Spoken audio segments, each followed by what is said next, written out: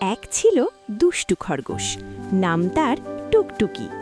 টুকটুকির একটাই দুর্বলতা, গাজর। একদিন সকালে সে দেখল পাশের কৃষকের বাগানে সারি সারি টাটকা গাজর ঝলমল করছে। টুকটুকির চোখ চকচক করে উঠল। সে মনে মনে বলল, একটু চুরি করলে কেউ টের পাবে না।